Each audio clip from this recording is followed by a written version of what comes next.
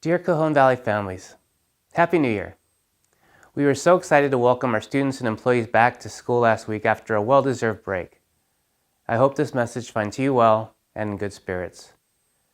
In preparing this message, I went back through our district YouTube channel and watched how we began the year with Anza and Meridian creating real world of work experiences with students outside on their Home Depot build days and Habitat Garden experiences. Then in February, Montgomery Middle School and Madison Elementary engaged in cross-age mentoring, and they showed us how powerful peer-to-peer collaboration could be. It was February.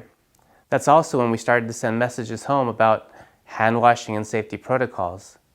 Then on March 13th, I remember it like it was yesterday, on a call with all 42 San Diego superintendents and county public health, all schools were ordered to close. Here's a clip of a short message we played for our students before dismissal that day.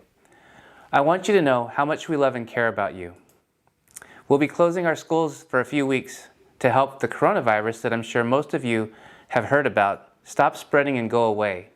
Just by us not being at school, we are helping everyone to be more safe and more healthy. We want you all to take your Chromebooks and chargers home today. See you in a few weeks. How little we knew. You know, this New Year's, I saw a lot of memes and comments about 2020 and how happy folks were to leave it behind.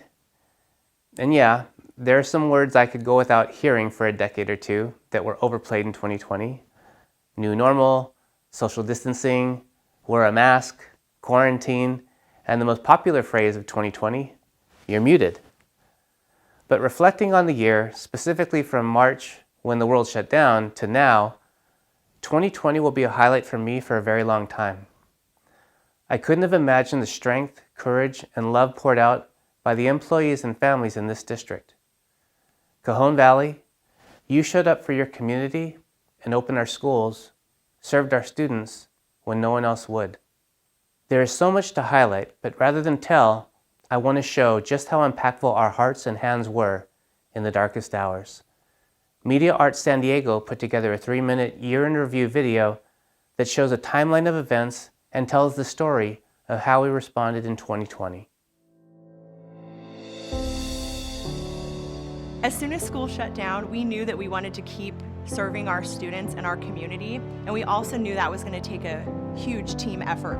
Everyone from child nutrition to IT department, teachers, principals, custodians, everyone was ready and willing to show up for our students. I did weigh, my health concerns. When I weighed that decision, it was just overwhelming that I felt like I needed to be there for the children. Looking at their faces and their smiles as they come and they say thank you, that experience right there, there's no words for it.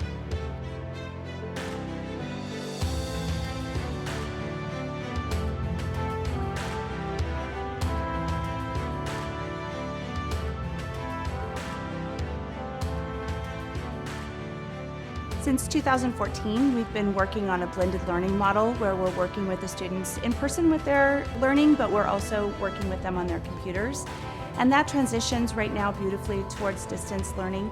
It's allowing us to keep those personal connections and allowing us to work with the students through their computers to continue the success that we've had with their education. So I'm in law enforcement and my wife is a nurse. It's been a little stressful for us not knowing exactly what we're going to do since we both work. This program, it's been a blessing for us. This is a great way to share our ideas with each other and make our world a better place. Having the opportunity where we can send our children back to an environment that they're familiar with but hadn't seen and were missing so much was really helpful. Our schools are a place where students go for safety, for food, and that security and that routine. And in a time of turmoil in our lives with COVID, schools have just really become a safe place for students. Some Cajon Valley Union School District students return to class today. When I learn at school, it makes me feel like I can do more with my friends around me because they believe in me. Every single day, my students say it was the best day ever. They are so excited to be here. I can tell they're smiling underneath their masks. So it's just been nice to be able to be back doing what we love in this new adapted way.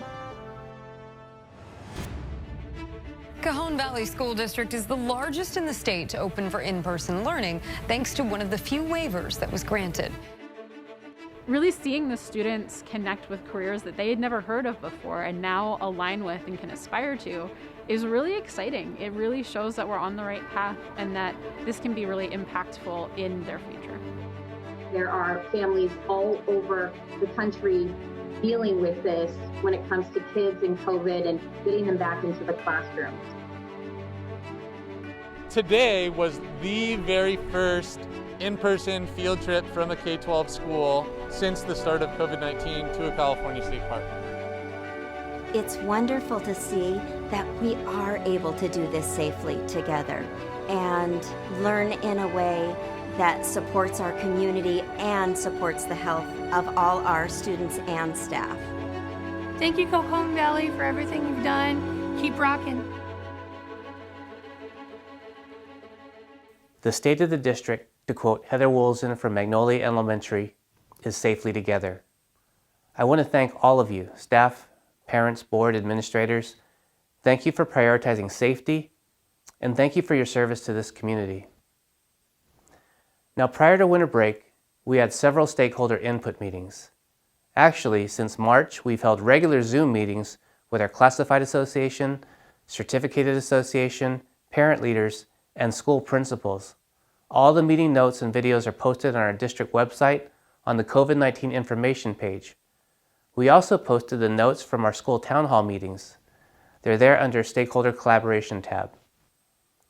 The COVID dashboard link takes you to our real-time data of our active COVID-19 cases and quarantine. During the break, our management team and I went through our meeting notes, and it was no surprise that for the most part, we want to have some normalcy back. And until the virus is behind us, we also want to have our choice. Some families would like to stay home in distance learning, and most families would like to have students return to a regular 5-day-a-week schedule. There were some big headlines during the break that present hope that normalcy is on the horizon. Congress passed a second federal stimulus bill, sending additional money to schools. The vaccine is in its early stages of distribution. And in many states, the economy is opening up again. In my last meeting with public health officials, they shared that we are at about the halfway point towards recovery and herd immunity. School-aged children weren't part of the initial vaccine study and will not have a vaccine available to them anytime soon. Both science and history tell us that the current CDC guidelines and safety protocols in schools are going to stay in place for about one more calendar year. If you watched the last college football game of the year last week, you noticed that fans are making their ways back into sporting events, in household units and wearing masks. This was also the case about 100 years ago when the Spanish flu, similarly compared to COVID-19, took more than 50 million lives worldwide. These images are from a Georgia Tech game and Major League Baseball back in 1918. America loved their sports back then just as much as we do now. Vaccines and antiviral drugs weren't invented yet, so they did the best thing they could with the knowledge that they had at the time. These soldiers from World War I gargled salt water to stop the spread. This guy is spraying an anti-flu device in the streets of London. They did things a little bit differently in the UK, but mask wearing was adopted and widely accepted to prevent the spread of the flu. From primary school to college, this picture is a lecture hall at Brigham Young University. I'm not sure if it was as political as it's been for us, but I love this one from the Red Cross. Doctors wear them. Those who do not wear them get sick. The man or woman or child who will not wear a mask now is a dangerous slacker. They even had their own Dr. Fauci in 1918. Well, we didn't have Dr. Fauci to help us with our safe reopening plan, but we did host a panel of experts just a few months ago that answered our questions and provided us the framework for our safety guidelines and protocols. They advised us to create a plan based on the assumption that we were asymptomatic. That is, that we have the virus but have no symptoms. So then I wear a mask and socially distance myself from you and others to protect you and others from me. This plus hand washing and sanitizing, and it's working. In 10 months of being open in 27 schools with about 11,000 students, we have only one case of presumed school-based spread. The panel also reinforced how important it is for the mental health and well-being of our students for them to be in school. District Attorney Summer Steffens shared alarming data on the rise in child anxiety, depression, abuse, alcohol and drug use, and self-harm due to school closures. The pandemic brought another threat to our kids, a really huge threat that no one was really talking about. We posted a link to the expert panel here just in case you missed it. You may also have seen headlines about reopening schools. More than 90% of children in California have been shut out of their schools since the beginning of the pandemic. In order to prevent being recalled, Governor Newsom announced a plan to incentivize districts to reopen with money for COVID testing. His plan hasn't been well received and has not yet been approved by the legislature. President-elect Biden has also announced plans to reopen schools. Congress will consider his plan for approval shortly after he takes office. These plans will not affect Cajon Valley very much, but they could provide additional funding to us. I'll provide updates on those plans as they become available. Just yesterday, Cindy Martin, Superintendent of the San Diego Unified School District, was nominated by President-elect Biden to be his Deputy Secretary of Education. This should be good for us. Her agenda includes significantly more funding for our schools. That, and I think it's a good thing to be on a first-name basis with the Deputy Secretary. In regards to the COVID-19 vaccine, we are now entering Phase 1B. Yesterday, County Public Health announced that San Diegans aged 75 and over could start making appointments to receive their vaccine. School employees will be next to be approved. District nurses, health techs, and healthcare staff are considered Phase 1A and are eligible to receive their vaccine now. District employees will need to present their badge or a pay stub and valid ID when getting their vaccine. You're encouraged to first contact your primary care doctor to see if they can administer your vaccine. If they don't have it, appointments can be scheduled from the san diego.gov COVID-19 website. News about the stimulus and vaccines are encouraging. We certainly hope that just as the Roaring '20s, a decade of economic growth and widespread prosperity, followed the 1918 Spanish flu and war, that we will soon return to concerts, travel, gatherings, and thriving businesses. Between now and then, our focus will be to continue progress on our safe return to school. Many school districts, including Poway, Coronado, Oceanside, Vista, and Escondido, have suspended in-person learning. You may recall this wasn't for safety reasons, but rather for staffing reasons. The hybrid model for in-person learning, in addition to the need to quarantine for contact tracing, create additional need for staffing and substitute teachers. On December 11th, for example, we had 35 open assignments for classes in need of a substitute teacher. We scrambled and had all hands on deck to cover classes, and I had the opportunity and enjoyed subbing in a second grade class at Meridian. It was fun, but the hybrid model and strain on staffing is not sustainable. Before the break, I shared with you that we would recruit the best of the best from the fall graduating class of new teachers.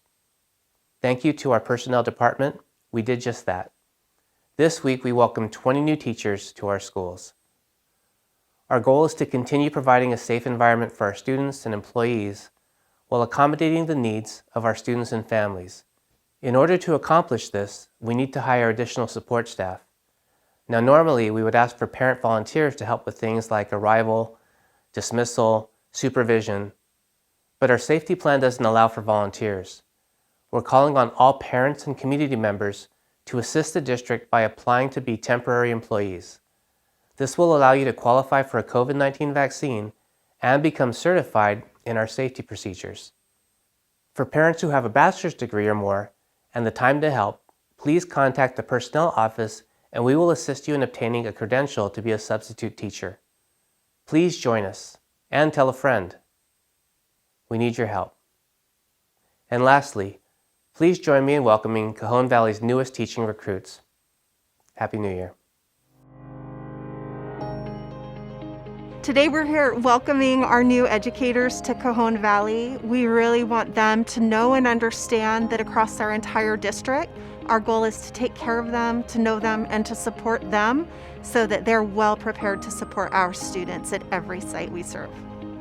All I can say is wow.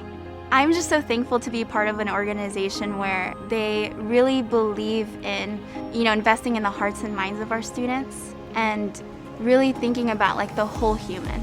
And I'm just super thankful that I get to be part of this too. So our goal is for Cajon Valley to be the very, very best place to work. And in order to do that, we know that we need to support our new teachers.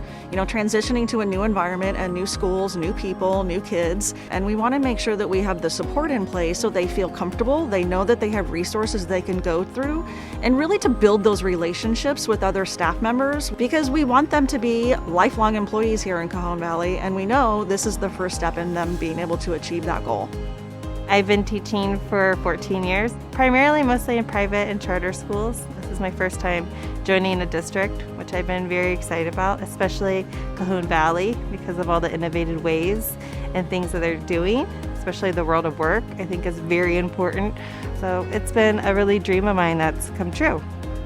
As a Cajon Valley team member, finding teachers that live and breathe our mission and vision and put our students and everything we know they need to be successful first is the most important thing. And I want to mention that not only as the person tasked with this at our district level in my current position, but as a parent in our district. I am proud to recruit these amazing colleagues. There's no better feeling. I truly feel like I belong here. When they say that you're valued, you feel that you're valued. And when they say that you are talented and you are chosen to be part of here, you really, truly internalize that. And we're able to convey that idea to our students. I think that's even more powerful because we believe it, and so we can actually do it. I mean, my husband texted me in the middle of this going, like, how's it going? And I was like, I texted him back, I'm really happy. Like, that's what I said. I said, I'm really happy. It's a scary move coming like in the middle of the year, but I can see a future with my life here, and I feel supported in that. I'm super excited for the staff that came today. I'm hoping that they feel inspired and supported and know that they have a team behind them, because they're going to go out there and they are going to absolutely rock it for our students.